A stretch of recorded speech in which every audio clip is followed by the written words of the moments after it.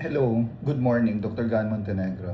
Okay, meron ditong kaso, no? So, yung pansin niya, yung anak niya, madalas inuubo o kaya nagduduwal kapag gabi or madaling araw. Yung tipong natutulog, tapos biglang uubuhin, tapos biglang susuka or yung parang nasasamid, no?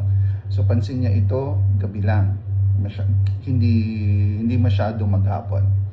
Okay, so most of the time, itong mga ganitong kaso is napaka-typical ng mga magpipinsan. Tinatawag na allergic rhinitis, hika, no, yung asthma.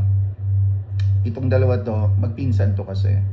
So madalas makikita yung mga simptomas nito sa gabi or madaling araw o kaya early morning, no? Tapos bihira maghapon.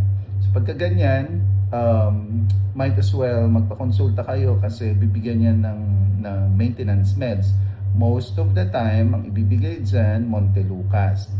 At saka, yung iba, kung madalas, binibigyan niya ng inhalers, no? Para pang-maintain.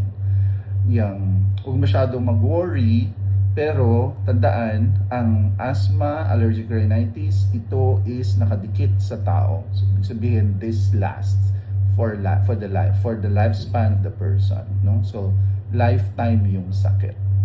Okay, so yun yung most of the time problema nung gabi, madaling araw na ubot sipon. Okay, Dr. Ilan Montenegro, bye bye.